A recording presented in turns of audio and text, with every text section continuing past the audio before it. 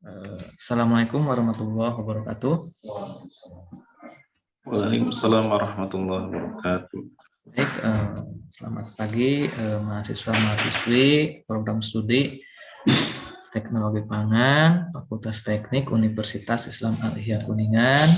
Alhamdulillah kita bertemu kembali dalam mata kuliah Teknologi Pengolahan Pangan ya. Hari ini kita akan melanjutkan pertemuan perkuliahan. Hari ini kita ke pertemuan kedua. Baik, mungkin kita berdoa dulu ya sebelum kita melanjutkan perkuliahan. Untuk berdoa dipersilahkan.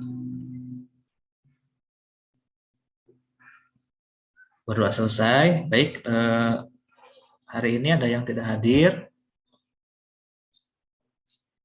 Mungkin hadir semua ya. Hadir, Pak. Hadir semua ya. Jumlahnya 8 orang mahasiswa. Oke. Bapak akan share screen materi hari ini. Ya, mungkin masih ingat ya, materi minggu lalu kita sudah belajar salah satu teknologi pengolahan pangan dengan suhu tinggi, yaitu dengan blensir. Ada pertanyaan terkait blensir atau blensing. Kita sudah mempelajari materi blensir terhadap aplikasinya pada sayuran, buah-buahan. Barangkali ada kesulitan atau hal-hal yang kurang jelas terkait blensing atau blensir ini. Biasanya kan kalau blensir itu sudah jelas ya, rilis ya. Kita udah belajar tujuan, kemudian aplikasinya juga ya.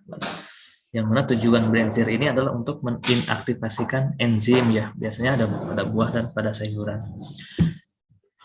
Nah, oke, hari ini kita akan melanjutkan lagi terkait teknologi pengolahan pangan dengan suhu tinggi ya, di mana terdapat dua teknik atau teknologi yang lainnya, yaitu sterilisasi dan pasteurisasi. Tujuan dari pembelajaran ini adalah mahasiswa mampu memahami pengertian dan tujuan dan prinsip sterilisasi dan pasteurisasi dalam pengolahan pangan. Baik, ini adalah seorang anak sedang meminum susu ya, mungkin teman-teman di sini juga ada yang hobi ketika konsumsi susu sehari bisa sampai dua kali sehari gitu ya.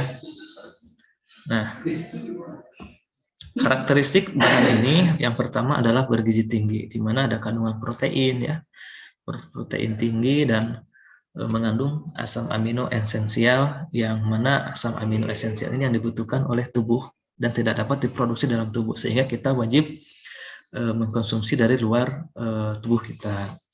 Kemudian susu ini juga mengandung laktosa atau karbohidrat ya. Kemudian sehingga dengan karakteristik seperti ini, yang mana karakteristik seperti ini sangat disenangi oleh mikroorganisme, kemudian pH-nya juga di atas 4,5, sehingga susu ini termasuk pada bahan pangan yang perishable atau yang mudah rusak gitu ya, di mana ancamannya ini terdapat dari mikroorganisme yang dapat memberikan penurunan mutu, mulai dari penggumparan, kemudian adanya flavor atau aroma yang tidak atau kurang baik gitu ya, sehingga perlu teknologi ataupun teknik agar pengawetan susu ini dapat dilakukan dengan baik. Salah satu atau ada dua ya, hari ini kita belajar dua teknologi. Yang pertama adalah sterilisasi dan pasteurisasi, di mana kedua teknik ini dapat dilakukan untuk pengawetan pada salah satu produk, yaitu susu, yang nantinya kedua teknik ini akan membunuh atau menghilangkan mikroorganisme, entah itu patogen atau pembusuk, sehingga produk susu ini akan menjadi lebih awet, tahan lama, dan aman untuk dikonsumsi. Nah, oke. Ini terkait sterilisasi ya. Sterilisasi ini merupakan pembebasan bahan dari semua mikroba, termasuk sporanya. Kemudian spora bakteri yang relatif ini tahan terhadap panas. Biasanya dilakukan pada suhu 121 derajat Celcius selama 15 menit. Kemudian untuk sterilisasi komersil ini dilakukan terhadap sebagian besar makanan di dalam kaleng atau botol. Alatnya ada dua, biasanya ada autoclave dan retort. Kalau autoclave ini mungkin teman-teman juga sudah mengenal ya, yang sebelah kiri ini yang agak kecil itu adalah autoclave, yang agak besar ini adalah retort. Kemudian untuk proses sterilisasi konvensional ini di mana dimasukkan ke dalam kaleng, lalu ditutup secara hermet, kemudian setelah itu produk di dalam kaleng dipanaskan atau disterilkan dengan menggunakan retort.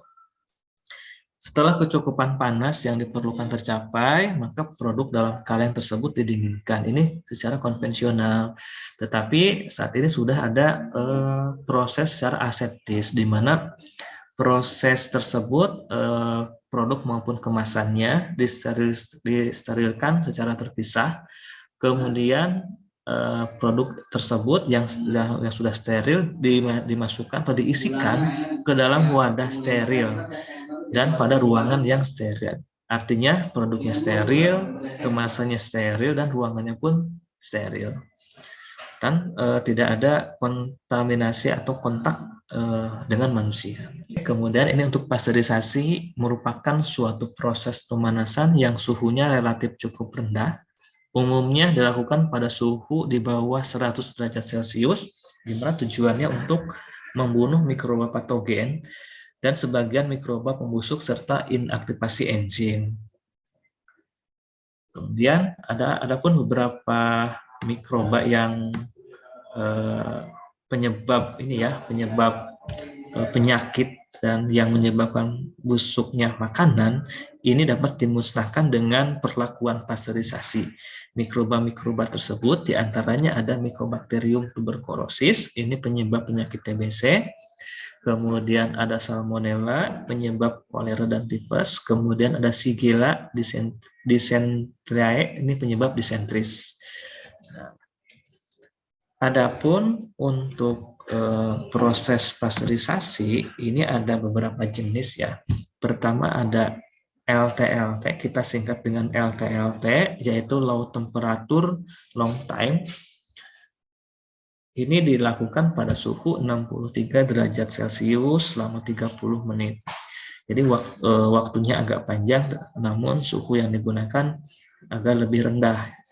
Kemudian yang kedua ada HTST, yaitu High Temperature Short Time. Artinya suhu yang digunakan ini lebih tinggi, tetapi waktunya lebih singkat lagi. Suhunya 72 derajat Celcius selama 15 detik. Kemudian ada yang terbaru yang beberapa tahun kita kembangkan dalam pengolahan pangan, yaitu ultra high temperature atau UHT. Suhunya lebih tinggi lagi, yaitu 135 derajat Celcius selama 1 detik. Adapun aplikasinya dalam pasteurisasi ya, pengolahan pasteurisasi dalam produk pakan bisa kita bagi dua. Kita lihat pH produk tersebut. Kalau pH-nya kurang dari 4,5 seperti ini ya, jus buah, kemudian bir. Nah, ini fungsinya adalah untuk menginaktivasikan enzim. Ada juga tapi yang membunuh mikroorganisme juga. Kemudian suhunya pun berbeda-beda. Ada yang 65 derajat Celcius selama 30 menit, ada juga yang HTST 77 derajat Celcius selama 1 menit. Kemudian untuk produk-produk yang lebih pH-nya lebih besar dari 4,5, yakni seperti susu, kemudian telur cair, kemudian es krim. Nah, ini juga tujuan utamanya untuk membunuh mikroba patogen. Nah, kemudian suhunya juga bervariasi ya, tergantung komoditas atau produk yang dipasteurisasikan.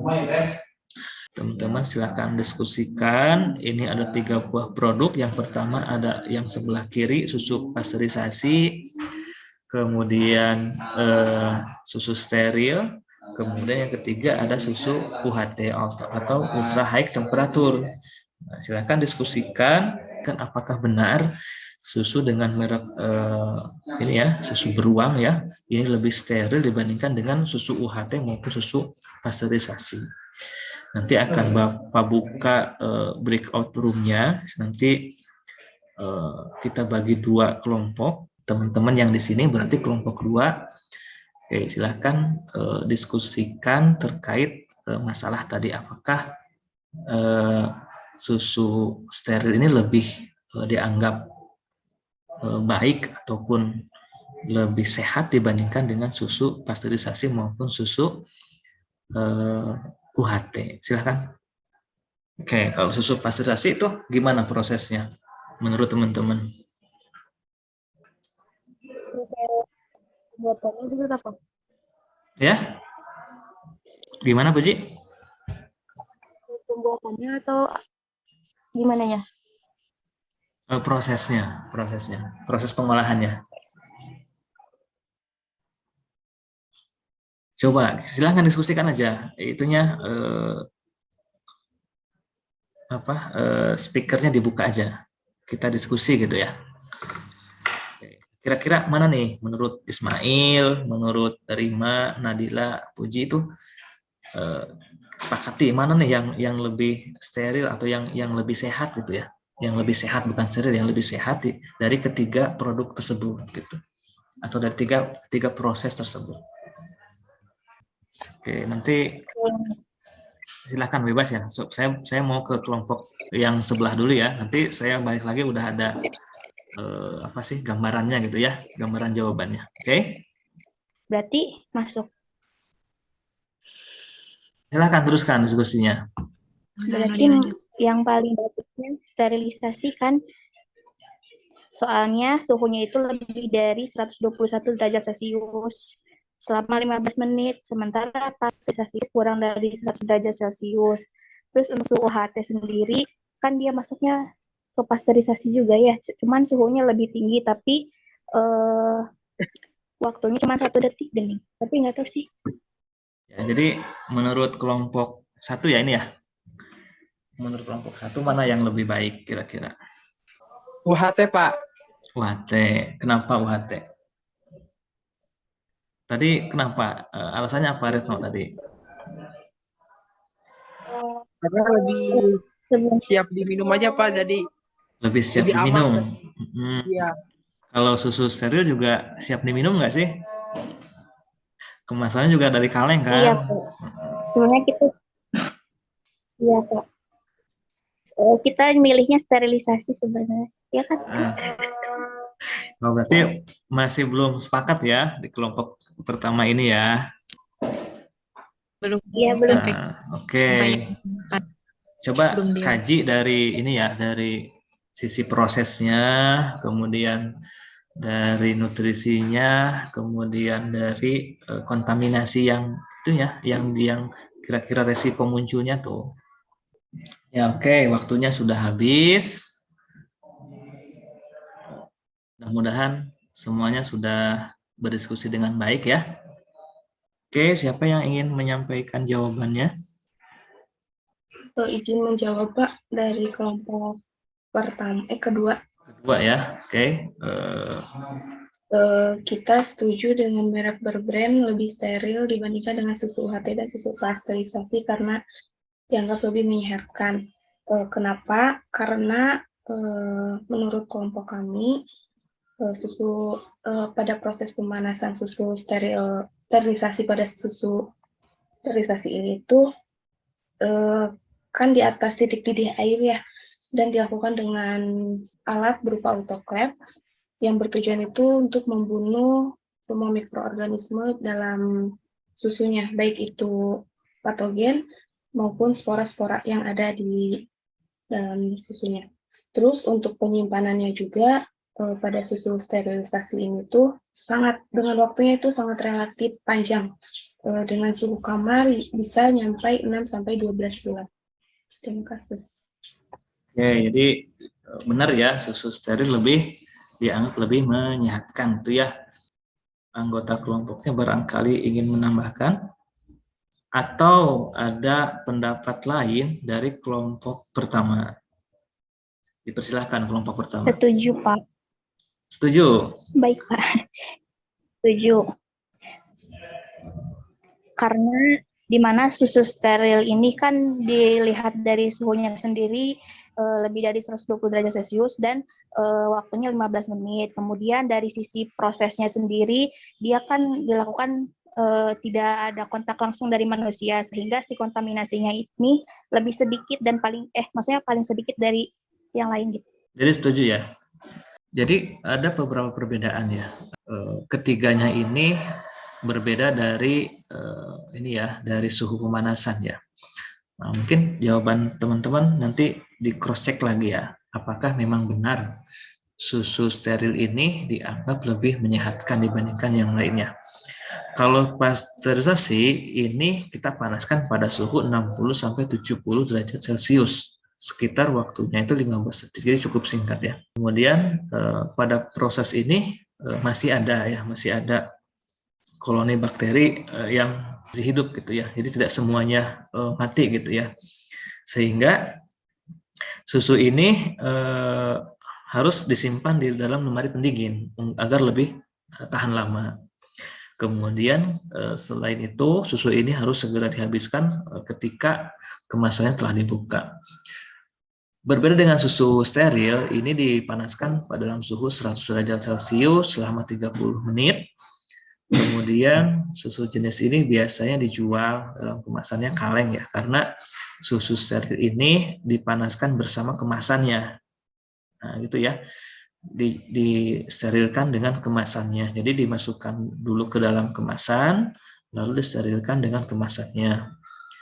Kemudian selain itu ada beberapa yang nutrisi yang tambahkan atau kita sebutkan fortifikasi. Nah, tetapi susu steril ini bisa disimpan pada suhu ruang.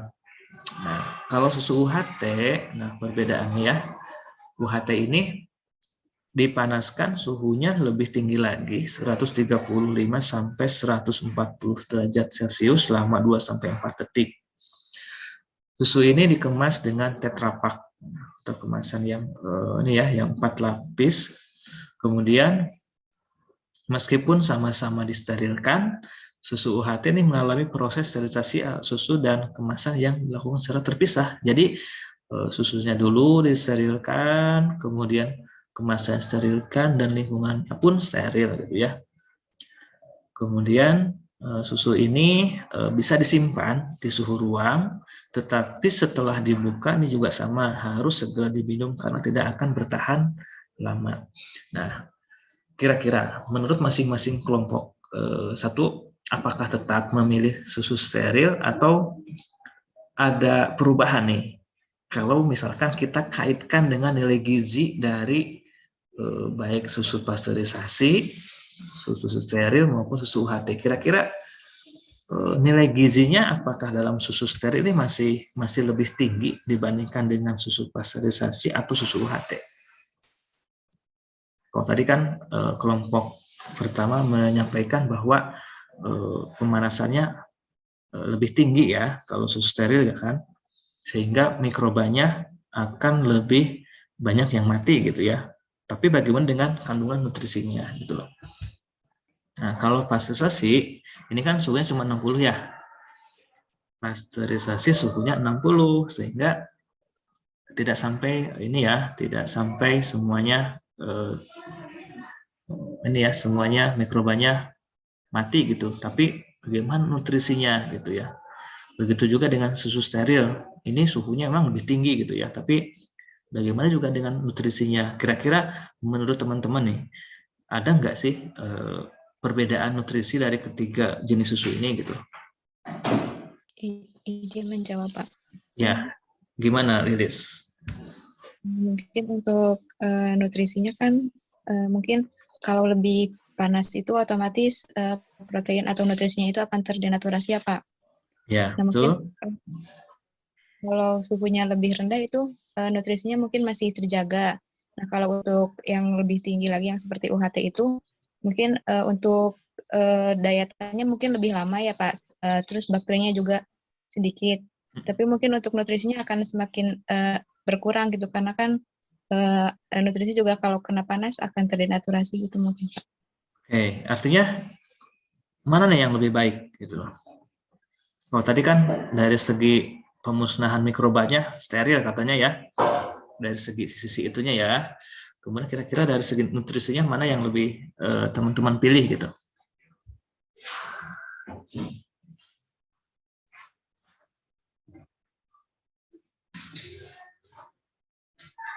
Oke. Bapak kasih info lagi. Nah.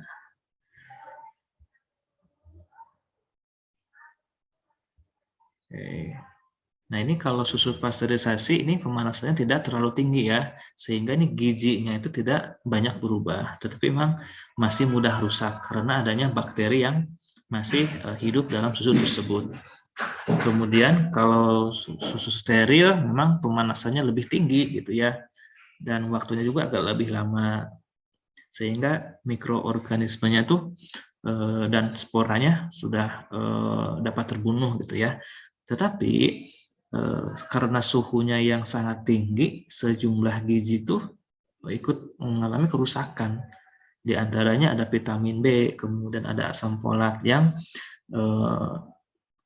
rusak akibat pemanasan tersebut. Kemudian protein juga sama ya, terjadi penggumpalan, kemudian dan akan mempengaruhi penyerapan dalam tubuh. Nah, kemudian UHT ini suhunya lebih tinggi lagi ya, lebih tinggi lagi, namun memang waktunya sangat singkat sekali, 2-5 detik gitu ya. Memang dalam susu UHT ini sebagian besar mikroorganismenya akan mati gitu ya, sehingga masa simpannya jauh lebih lama dibandingkan dengan susu steril maupun susu pasteurisasi. Tetapi kita harus memperhatikan aspek gizinya tersebut ya, apakah suhu pemanasan ini akan mempengaruhi proteinnya, kemudian nutrisinya, vitaminnya. Nah, sehingga teman-teman harus bisa memilih apa susu yang akan dikonsumsi, apakah memang sudah baik atau belum. Nah, kesimpulannya dari ketiga jenis ini, teman-teman harus bisa memperhatikan dari aspek bahan bakunya. Jadi kalau bahan bakunya kita proses dengan sangat baik, dengan bahan baku yang segar, nah pengolahan berikutnya pun juga akan lebih baik lagi, mulai dari nilai gizinya. Nah, susu pasteurisasi lebih tinggi gizinya karena pemanasannya lebih rendah, sehingga masih banyak nutrisi yang masih terjaga di sana yang dapat kita konsumsi. Tapi memang waktunya sangat-sangat terbatas ya, seminggu atau beberapa hari juga kita harus habiskan, dan penyimpanannya pun harus di lemari pendingin. Kemudian jawaban dari pertanyaan tadi, nah, kesimpulannya adalah dari bahan baku dan dari prosesnya. Nah, prosesnya juga harus steril. Kemudian pemanasannya juga harus mencapai titik pemanasan yang optimum, artinya pemanasannya harus tepat, kemudian waktunya juga harus tidak terlalu lama. Jadi waktunya kalau panasnya tinggi, kemudian waktunya terlalu lama, ini akan lebih menurunkan lagi nilai gizinya. Nah, jadi waktunya harus optimum, suhu pemanasan juga harus optimum, sehingga ini akan menghasilkan produk susu yang menyehatkan. Ketiga-tiganya sama-sama baik itu susu pasteurisasi, baik itu susu steril, baik itu susu UHT, semuanya baik. Namun kita harus memperhatikan aspek-aspek mulai dari teknik pemanasan yang digunakan, kemudian bahan baku yang digunakan sebelum proses pengolahan tersebut. Oke, itu ya teman-teman untuk materi hari ini. Oke, ini ada tes, mungkin bisa dicoba ya, dipasangkan ada kolom A dengan kolom B. Kita coba yang pertama nanti siapa yang ingin menjawab ya, gantian saja, tak usah berebut. Yang pertama, jenis pasteurisasi yang dilakukan pada suhu 63 derajat Celcius selama 30 menit. Kira-kira siapa yang ingin menjawab? Jawabannya apa ini? Retno, Pak izin menjawab. Apa Retno kira-kira? Yang nomor TLT, 1. long time, Long time. long temperature. Oke, betul ya? LTLT ya. Oke, nomor 2, proses ini memiliki tujuan utama untuk menginaktivasi enzim pada buah dan sayur. Oke. Yang lainnya siapa? Oke, Nadila ya. Nadila, apa Nadila kira-kira jawabannya? Ya? Blanching. Kita coba ya. Oke, ini blanching ya, betul ya. Jadi blanching ini tujuannya untuk menginaktivasi enzim pada buah dan sayur. Nomor 3, jenis pasteurisasi yang dilakukan pada suhu 72 derajat Celcius selama 15 detik. Gis, silakan. Pak. Ya? HTST. HTST. Oke, jawabannya betul ya, HTS atau singkat kepanjangannya apa? Apa ya? Oke, lupa tuh kayaknya. Iya, Pak. Oke, ada yang masih ingat nggak HTST itu apa? Izin jawab, Pak.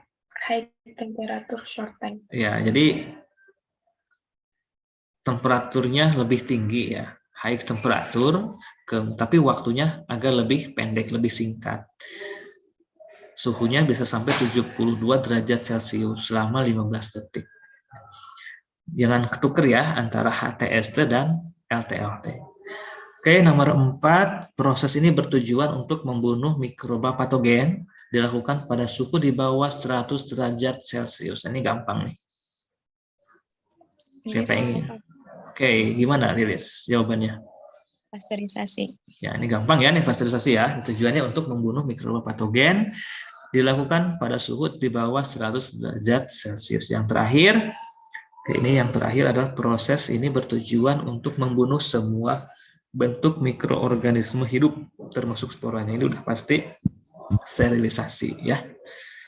Oke, untuk menambah wawasan teman-teman ada tugas elaborasi ya. Silahkan membaca artikel ini, nanti linknya diklik saja, nanti Bapak share ininya, materinya, coba cari artikel tersebut, kemudian buatlah review dalam 1 halaman saja. Jadi ini terkait teknologi pasteurisasi yang dengan bertekanan ya.